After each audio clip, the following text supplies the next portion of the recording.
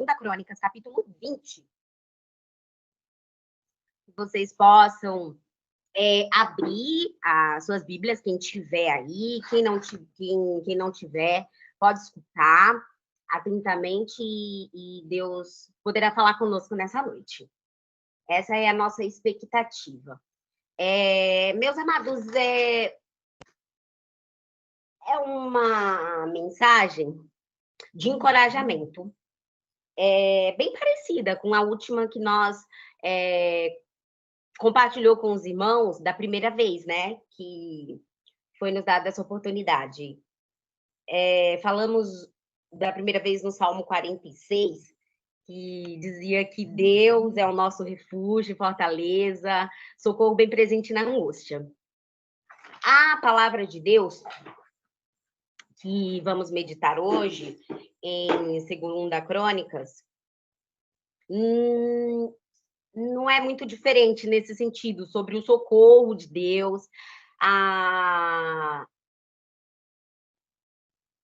onipresença de Deus, o poder de Deus em favor daqueles que são seus, né?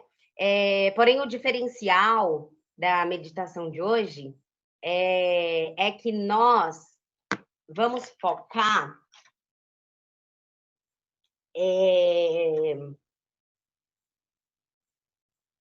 da última vez nós falamos de vários motivos por que nós podíamos confiar em Deus, os motivos. Nós falamos que Deus habita em nosso meio, vem em nosso favor, que Deus é bom para com.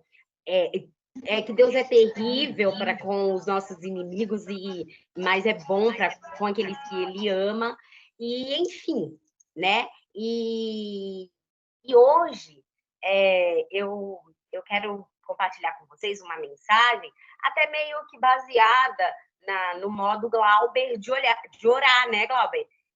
Agradecer já com antecedência por aquilo que o Senhor vai fazer por nós. Muito embora, nesse capítulo não foi exatamente o que foi feito pelo povo de Judá, né?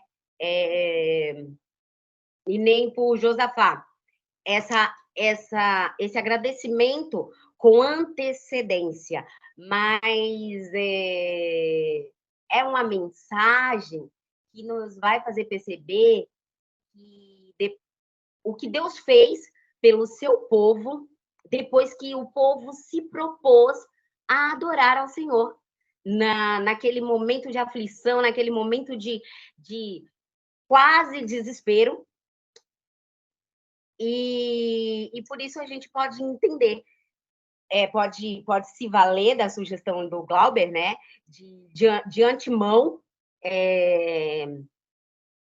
agradecer ao Senhor por aquilo que Ele já está fazendo por nós, por quem Ele é e por aquilo que Ele já está fazendo por nós. Porque, irmãos, eu quero desde já falar para vocês, eu aprendi que quando nós oramos por algo, seja o que for esse algo, por quem for, e o Senhor nos responde, o Senhor sempre nos responde, mas eu vou falar da resposta favorável, de acordo com aquilo que estava com aquilo que nós pedimos e que já estava no coração de Deus, né? Nos conceder aquele favor. Deus, Ele não começou a trabalhar a partir do momento que nós oramos. O Senhor já vinha trabalhando nisso. Ele já vinha preparando a circunstância para que aquela bênção, aquele pedido se concretizasse na nossa vida. Então, a nossa oração é apenas uma manifestação de fé, de confiança e, acima de tudo, de dependência, né, de Deus, para que nós alcancemos, de reconhecimento, de dependência, para que nós alcancemos aquilo que desejamos no Senhor. Então, não é por acaso. E é por isso que a gente pode, pela fé, como, não me canso de dizer, Glauber, que espero que você não leve a mal, como o Glauber falou, Paizinho, obrigada por isso que você está fazendo, preparando, né, para me trazer na hora certa. E dito isso, eu quero dizer para os irmãos que o título da nossa meditação é o seguinte: Consequências da adoração. Consequências da adoração. Toda ação, nós bem sabemos, ela gera uma reação, não é verdade? No mundo físico. No mundo espiritual, também não é diferente.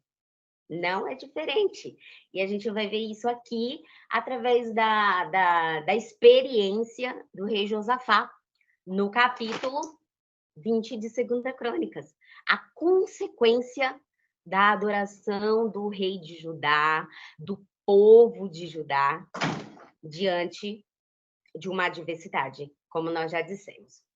O versículo-chave da nossa meditação é a parte C do versículo 12, do capítulo 20, que diz assim: Não sabemos o que fazer, mas os nossos olhos se voltam para ti. Não sabemos o que fazer, mas os nossos olhos se voltam para ti. E isso foi como Josafá, ao se ver numa grande aflição, como nós acabamos de dizer, encerrou uma das orações mais interessantes que eu conheço dentro da Bíblia.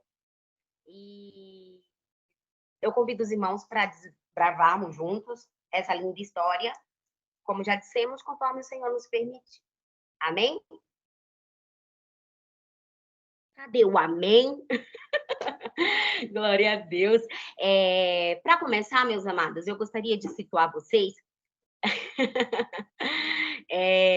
sobre quem foi Josafá e esta tal oração de que nós estamos falando, né? Muitos dos que estão aqui conhecem essa história, mas também pode ter aqui alguém que não conhece, e é importante contextualizar, né? Com as pessoas que ainda não têm o mesmo hábito, né, de leitura bíblica diária, não cresceu em escola dominical como a gente, ou mesmo na catequese, né, onde os católicos têm oportunidade de conhecer as histórias bíblicas e por isso podem não saber quem é Josafá. Então vamos lá, Josafá, ele foi o filho de Asa, um dos reis de Judá. A maioria do conteúdo bíblico, ele gira em torno da nação de Israel, que foi o povo que Deus escolheu como referência para nós. Referência de fé, referência de amor, referência de cuidado, referência de proteção, de milagre, embora como um ser humano qualquer, o povo de Israel também vai nos trazer, apesar da escolha que Deus fez por essa nação, muitos exemplos do que não fazer, né? Não fazermos. É muito legal, porque assim, Gi, eu acho que você ainda está por aí. A Bíblia, ela não esconde os erros das pessoas de quem ela fala. Ela não esconde as falhas, ela não esconde os tropeções, né? E isso, com certeza, é para nos valermos de alguma forma.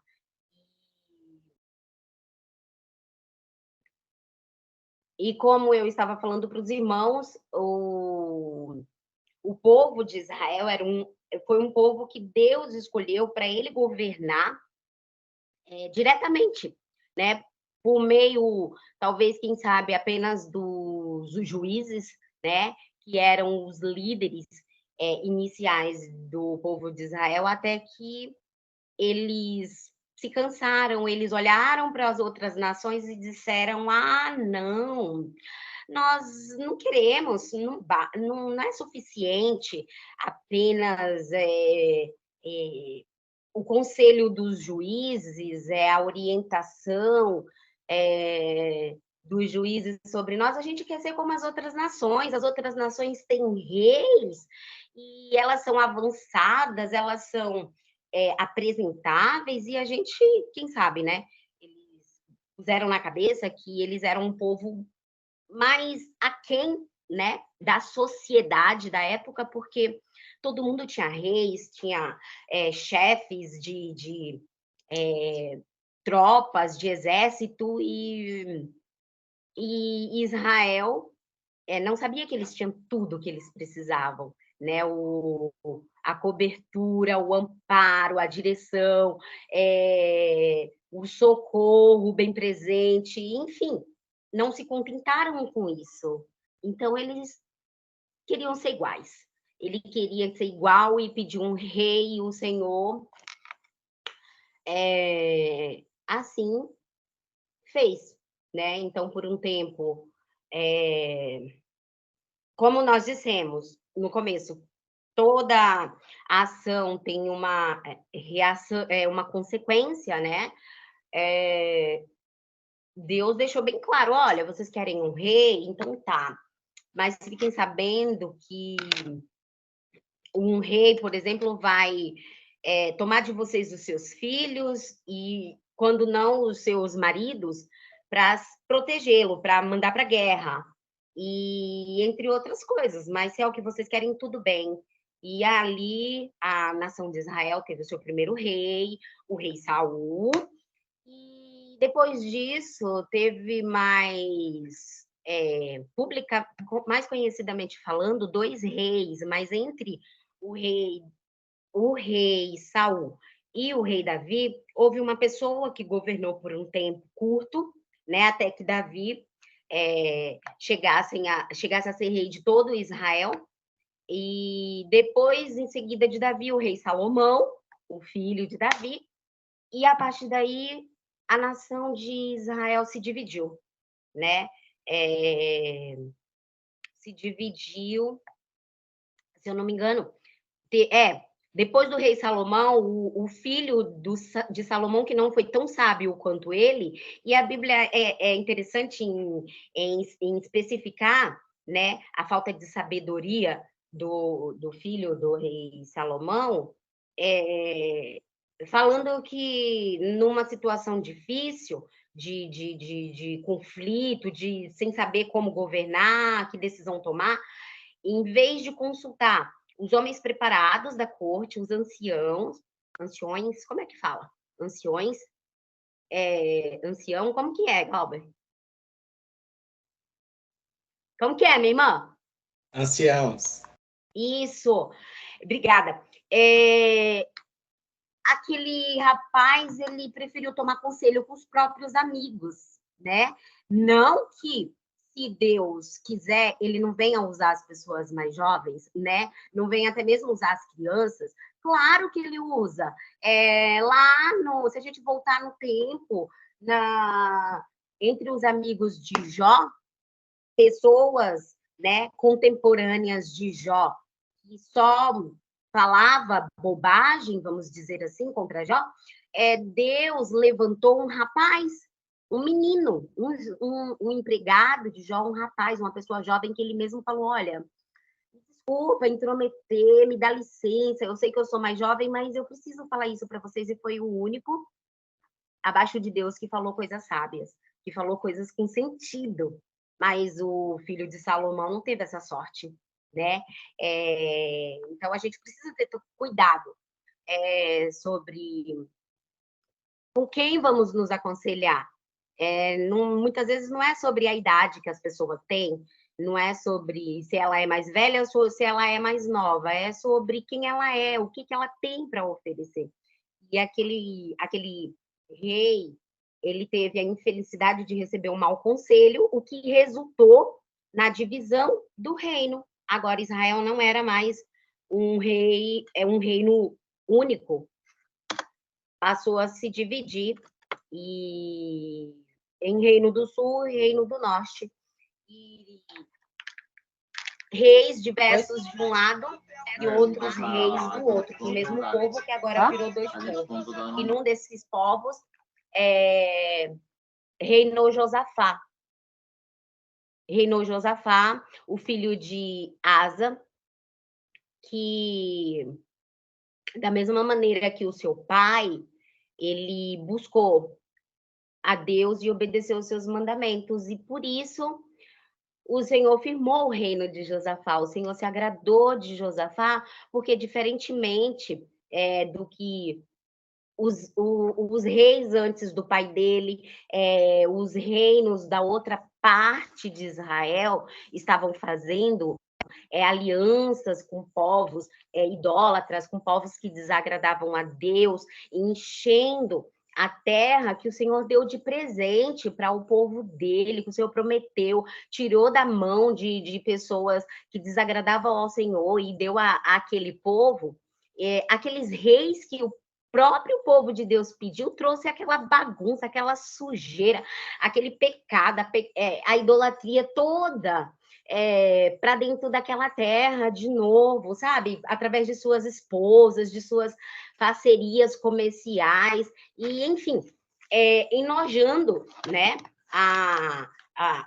os olhos de Deus, sujando aquilo que Deus tinha purificado e dado para eles. E o pai de Josafá, assim como ele, na medida do possível, fizeram diferente, né? Limparam a terra, derrubaram os postes, proclamou pessoas corretas para julgar o povo e exigiu que eles fossem. Se a gente for olhar no capítulo 19, eu estava dando uma olhada rápida, ele falou: olha, faça tudo de forma correta, consulte os anciãos, os levitas vão ajudar vocês, se esforcem, sejam verdadeiros diante de Deus, sejam justos. E apesar das falhas dele, se eu não me engano, antes disso, ter feito aliança com Acabe, desagradado a Deus e outras coisas, o Senhor ainda assim teve misericórdia de Josafá, né? Porque assim como o pai Asa dele, ele também aprendeu com o pai Davi, né? Que apesar de suas falhas, era uma pessoa que constantemente se voltava para o Senhor, humildemente falava: Senhor, misericórdia. Que o Senhor não retire de mim o teu espírito. Eu prefiro cair nas tuas mãos do que na mão dos homens, né? Diante das falhas que ele cometia. E era um homem que agradava a Deus.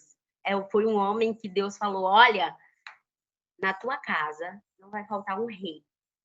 Não vai faltar na tua descendência alguém no trono. E mesmo com o reino dividido, né? O Senhor se lembrou dessa promessa que ele fez a Davi. Ele no futuro, ele mandou um rei eterno, um rei poderoso que governa sobre Israel e sobre nós também, que saiu da casa de Davi, que é o nosso Senhor Jesus Cristo, né? Talvez hoje, humanamente falando, eu não pesquisei para dizer para os irmãos, mas pelo pouco que eu vi, se nós formos olhar as notícias recentes sobre Israel, enfim, talvez não tenha mais um descendente literal de Davi, né? Mas no reino eterno, o Senhor se agradou de cumprir essa promessa e mandou Jesus. Jesus, todo-poderoso, descendente, raiz de Davi, e que é também o nosso rei, todo-poderoso e glorioso, irmãos. E isso me alegra muito, é um privilégio, né? É, quando a gente tem essa oportunidade de precisar parar, né? Preocupado com o que vamos falar para os irmãos da parte de Deus, porque a gente recebe antes de tudo, né? Essa porção para assim poder compartilhar. E, irmãos, o que aconteceu com Josafá para que nós prestássemos tanta atenção e quiséssemos trazer essa meditação? É o seguinte, num determinado dia, diante de tudo isso, aparentemente tudo perfeito, tudo maravilhoso, quem sabe Josafá estava lá, tranquilo, no seu reino, mas como sempre, né, não existe, nesse mundo, nada é estável, né? A gente não pode se apegar a, como é que chama? A calmaria que está diante de nós, a bonança, né? Como nós costumamos dizer, bonança é uma linguagem marítima, né? Quando o mar está calmo, tranquilo, favorável, porque a nossa vida aqui, ela se constitui de altos e baixos, né?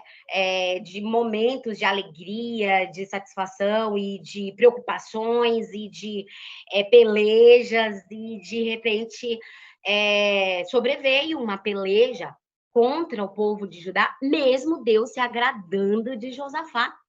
Então a gente não pode pensar, já deu para entender, né? Eu acredito que sim, todos são bons entendedores. Deus se agrada de mim, né? Vamos desconfiar, meus amados. Se pregam por aí que se alguma coisa está acontecendo de ruim na sua vida, se a enfermidade bateu na sua porta, se a dificuldade financeira, o desemprego, o que quer que seja, veio contra você, que é porque a sua vida está bagunçada, que é para ver o que você está fazendo, porque, como a gente acabou de dizer, os amigos de Jó ainda existem, né? E pior do que os amigos de Jó são pessoas oportunistas, né? E que, infelizmente, ora por oportunismo, ora por ignorância mesmo, com boa intenção, mas sem vigiar, sem se dispor a buscar o que está escrito na palavra de Deus, quem Deus é, porque se uma pessoa simplesmente abrir a palavra de Deus em 2 Crônicas 20, tá óbvio, pelo menos para mim, eu sei que tem pessoas a quem o Senhor, né, ele não concede o privilégio de entender, a verdade está diante dos olhos dele, entendeu? E ele não consegue enxergar, tenha misericórdia, peça misericórdia pela sua vida, sabe? Que nós peçamos misericórdia pela nossa vida quando muitas das vezes nos depararmos com verdade que é óbvia para todos em nossa volta e para nós não. Peçamos misericórdia, porque, olha, nesse momento aqui eu consigo ver, como eu acabei de falar para os irmãos em 2 Crônicas 20, que mesmo Deus se agradando de alguém, a adversidade pode acometê-la. Eu consigo ver. Mas eu também já tive momentos na minha vida em que a tentação, diariamente a gente enfrenta situações que adversidades, né, nos cerca, querem nos tomar a ira ou qualquer coisa assim, e a gente não consegue enxergar o que está por trás daquilo, né? O que está naquela situação, o laço que está armado para nós. E às vezes as pessoas no nosso lado, querendo nos avisar e a gente não consegue enxergar. Irmãos, vamos pedir misericórdia quando isso nos acontecer. Da mesma maneira que o mesmo Josafá, este homem de quem Deus também se agradou, lá atrás, se eu não me engano, eu estou falando não me engano por causa da memória falha, talvez aqui no final do meu esboço está escrito, eu não me lembro agora, ou lá atrás ou lá na frente, depois do que Deus fez com ele, de saber quem Deus era, esse mesmo Josafá fez aliança com quem não deveria. Então, estamos sujeitos e que peçamos misericórdia, que nos apeguemos ao Senhor o tempo inteiro, e não só no momento crítico, mas quando tudo parece perfeito, desconfiemos também. Desconfiemos e peçamos ao Senhor, Senhor, isso aqui tá legal mesmo? É por esse caminho? É por esse caminho que eu devo ir? Porque o nosso coração é enganoso, meus amados. É enganoso. A gente muitas das vezes é tomado, né, por uma razão, a gente se embriaga com o cálice da nossa própria razão e que ninguém consegue nos convencer do contrário, mas o Senhor tem esse poder. Nós temos esse Senhor. Então, vamos nos valer disso, né? Vamos nos valer desse privilégio como Josafá se valeu quando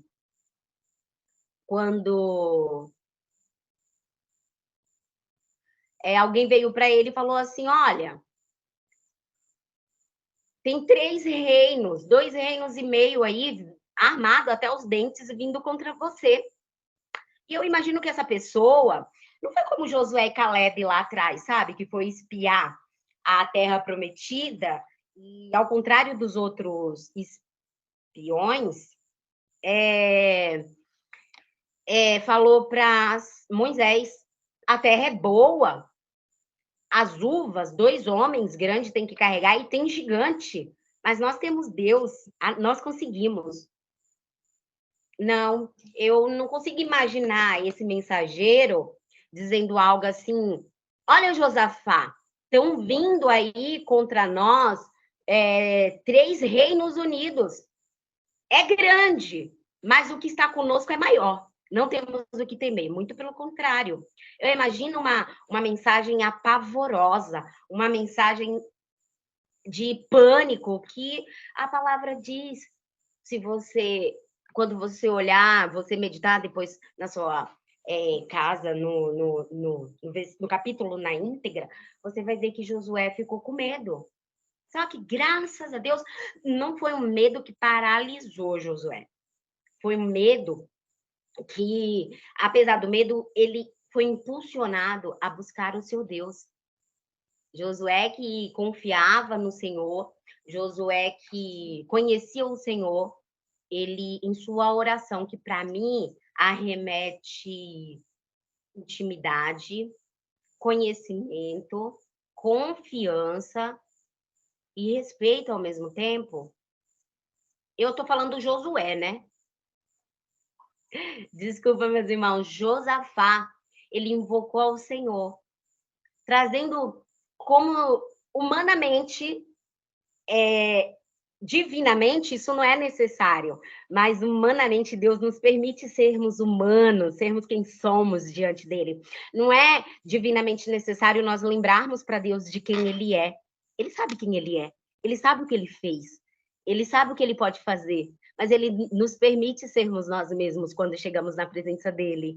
E Josafá, sendo ele mesmo, ele falou, Senhor, você que é maravilhoso, você que é majestoso, você que nos prometeu uma terra e cumpriu, e não só isso, os povos por onde nós passamos, que você protegeu, você disse que não era para nós confrontarmos, você disse que não era para nós destruirmos aqueles povos, nós demos a volta e os deixamos em paz. Olha o que eles estão fazendo agora. Estão vindo contra nós. Sem que nós tivéssemos feito nada, nos pagando o bem com o mal. Você é justo. Você é justo. E sabe que nós não temos condições nesse momento, fomos pegos de surpresa, em outras palavras, e de forma covarde. Se o Senhor não for por nós, nós não temos condições de vencer. E por isso ele disse, nós não sabemos o que fazer, mas os nossos olhos se voltam para ti. E o Senhor se agradou se agradou dessa adoração, desse reconhecimento da grandeza, da bondade, da justiça de Deus. E imediatamente o Senhor respondeu.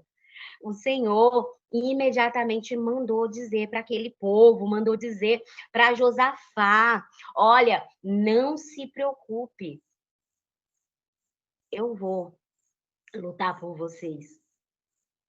Eu vou lutar por vocês, apenas tome a posição de vocês e vejam o que eu vou fazer. Louvado seja Deus. E, irmãos, aqui eu vejo uma segunda iniciativa muito legal da parte de Josafá. Eu não sei dizer para vocês necessariamente se essa posição que Deus falou para Josafá e o povo de Judá ali em Jerusalém fosse uma posição de oração ou de guerra. Eu imagino que seja de guerra, porque lá atrás, em Jericó, nós temos o exemplo de Josué, agora sim é Josué, quando Deus ordenou que eles se organizassem para a derrubada das muralhas de Jericó, Deus deu cada detalhe. Olha, peguem os levitas, bota na frente com os instrumentos, deem tantas voltas e em tal volta vocês gritam e vocês vão ver o que vai acontecer, né? Dessa vez não, o Senhor falou apenas tomem a posição de vocês. E eu imagino que numa guerra, a posição da guerra é a posição, é a postura ali pronta para o que der e vier, né? E nesse momento, eu vejo uma outra iniciativa que eu tenho certeza que fez com que Deus fizesse o Judá e Josafá, o povo de Judá, por meio do rei Josafá, muito mais do que eles esperavam, né? E a iniciativa foi a de continuar adorando depois que eles oraram, depois que Deus respondeu, e na hora que eles foram para a guerra, aqui fala que o povo foi encorajado, em primeiro lugar, pelo seu rei, né? Não bastante ele orar, como exemplo, ele chamar o povo para o jejum, né? Ele interceder diante de toda a comunidade. Como é bom, né? Um líder governado pelo Senhor faz toda a diferença, né? Dentro das nossas casas, dentro da nossa igreja, no nosso trabalho, faz a diferença também. Vamos pedir a Deus isso, vamos ser esse tipo de líder, né? Sejamos nós, homens ou mulheres, vamos ser esse tipo de líder. Nos dias de hoje, nós sabemos que as mulheres têm posições nas empresas, nas igrejas, dentro do lar. Há mulheres que são mães e pais, elas são os líderes, né? Dentro de casa. E feliz é o líder que Deus dirige o coração, como Deus dirigiu de Josafá, que nós sejamos, se essa for a nossa posição de líder, esse tipo de líder, que dá exemplo, não só que manda fazer, sabe? Não só que diz, vai e faz, mas que pega na mão e fala, vamos fazer. Eu vou fazer com você, ou até faz primeiro, como Josafá fez. Dá o exemplo prático e depois disso, ele ainda reforçou, dizendo, olha, creiam em Deus, creiam nos profetas, naquilo que os profetas do Senhor falou e vocês vão ser bem-sucedidos. Ele era um líder que ele tinha essa admiração dos seus liderados. Um líder assim, qualquer pessoa segue, né? Um líder assim, um filho tem orgulho, a esposa tem orgulho, né? Os liderados se orgulham e têm prazer em ser liderado por essa pessoa, e que nós sejamos assim, esse tipo de líder para a glória de Deus, que vai na frente, né? Que dá a cara a tapa, vai junto. E assim foi o que Josafá fez, foi adorando, foi entoando louvores ao Senhor. E para terminar, tenho que terminar assim também, Galber, como Glauber diz, já foi dizendo, Senhor, obrigada pela vitória que o Senhor vai nos dar, né? Porque mesmo o Senhor tendo usado o profeta, somos humanos, né? Poderíamos, será que Deus vai dizer, vai fazer mesmo? Afinal, é um povo muito grande, é 3 vezes maior do que nós. Eu acredito que sim, poderia acontecer isso, tanto que Josafá reforçou. Creia no Senhor, creia nos profetas deles e vocês vão ver o que vai acontecer, né? E como se não fosse bastante, ele ainda preencheu todo o espaço que talvez se tivesse vago, ia caber a dúvida. Ele preencheu com louvor, com adoração, e que então nós também possamos fazer o mesmo diante das nossas lutas. Vamos preencher essas lacunas, né? Enquanto estamos caminhando em direção àquela peleja que o Senhor disse, pode ir, eu vou te dar, eu vou te dar a vitória, vai tranquilo, vai com fé.